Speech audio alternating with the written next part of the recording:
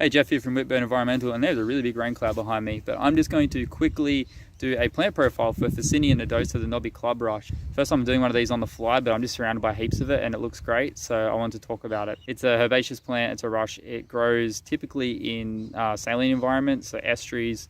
It grows in the sand dunes, it grows in places like where I am right now, which is a coastal headland. It is exceptionally good at bank stabilization, so it's a great species if you've got erosion control works that you need to do. So Ficinia has like a tussock habit. It's typically like a dark green in color. When you get sort of dry conditions like on headlands in natural settings, it can get quite a lot of brown and even some orange and stuff through it as well. But it's an exceptionally good plant for regeneration. It gets its name from the fact that towards the end of some of the leaves you get the flower and then followed by the seed, and they look like a little ball on towards the end of the leaves. They're quite ornamental, they look really cool. So in the garden they're a really useful plant. They're used quite widely in landscaping these days, and there's a number of reasons for that. One of them is they're extremely hardy, so they can grow literally fully submerged. I've got one growing in my pond. They also grow in sand dunes, so they can handle a variety of conditions. They can grow in full sun, part shade. So they've become quite popular for landscaping, especially areas where there's going to be not a lot of maintenance done.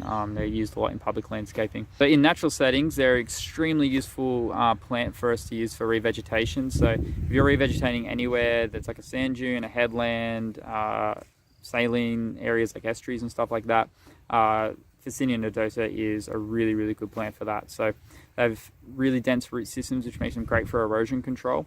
Those root systems can go quite deep as well. Another positive is they create quite a bit of habitat for a variety of things, from insects to seed-eating birds. They also do a lot to filter water, so they'll filter a lot of pollutants and excess nutrients from water as it sort of passes through. So if you've got areas like along creek banks and things, drainage channels that lead into our waterways, they're a really good species to utilize for that. There's one paper that I have not been able to read the whole thing, but it suggests that it could be useful species in pulling PFAS chemicals out of water, which would be extremely useful if that is the case, because PFAS are really difficult to deal with. So it'd be just one tool that we could use to help reduce the impacts of those sorts of things.